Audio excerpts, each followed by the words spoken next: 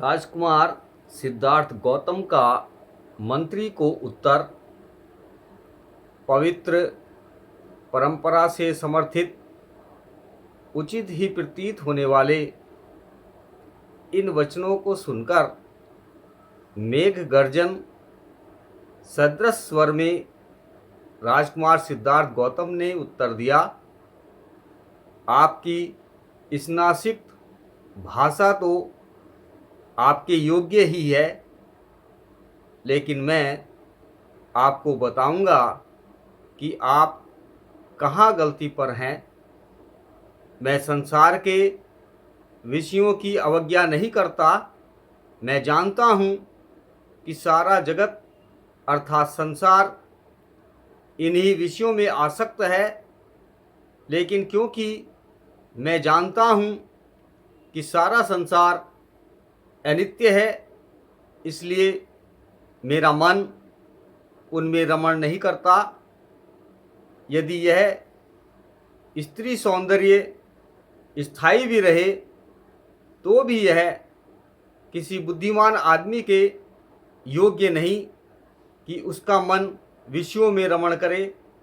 और जहाँ तक तुम कहते हो कि वे बड़े बड़े महात्मा भी विषयों के अनुभूत हुए हैं, तो वे इस विषय में प्रमाण नहीं है, क्योंकि अंत में वे भी क्षय को प्राप्त हुए हैं।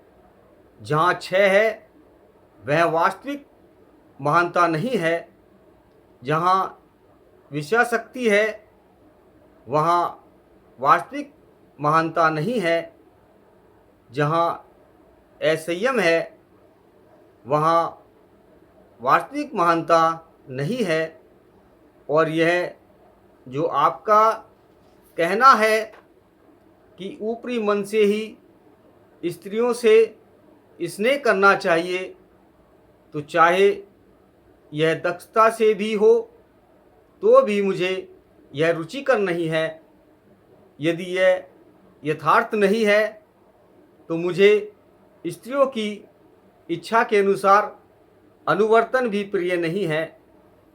यदि आदमी का मन उसमें नहीं है तो ऐसे अनुवर्तन पर भी धिक्कार है।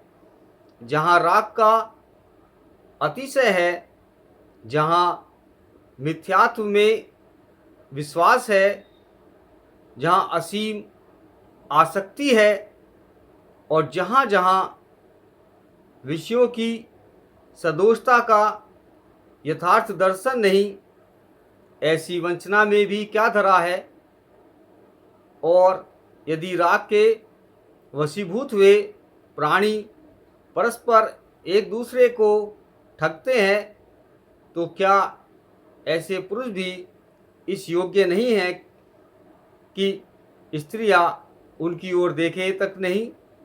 और क्या स्त्रियां भी इस योग्य नहीं कि पुरुष उनके देखे तक नहीं? क्योंकि यह सब ऐसा ही है, इसलिए मुझे विश्वास है कि तुम मुझे विषय भोग के अशोभन कुपथ पर नहीं ले जाओगे। अश्वघोष बुद्धचरित सर्ग 4 के श्लोक 65 से 82 तक में इसका जिक्र आया है। राजकुमार के सुनिश्चित दृढ़ संकल्प ने मंत्री उदाई को निरुत्तर कर दिया। उसने राजा को सारा वृत्तांत जा सुनाया। जब शुद्धोधन को यह मालूम हुआ कि उसके पुत्र का चित्त किस प्रकार विषयों से सर्वथा विमुख है, तो उसे सारी रात नींद नहीं आई। उसके हित में, उसके दिल में वैसा ही दर्द था जैसा किसी हाथी की छाती में तीर लगा हो। अपने मंत्रियों के साथ उसने बहुत सा समय यह विचार करने पर खर्च किया कि वह किस उपाय से सिद्धार्थ को संसार के विषयों की ओर अभिमुख कर सके और उस जीवन से विमुख कर सके जिसकी ओर अग्रसर होने की उसकी पूरी संभावना थी, लेकिन उन उपायों के अतिरिक्त जिन्हें करके वे मात खा चुके थे, उन्हें कोई उपाय नहीं सूझा।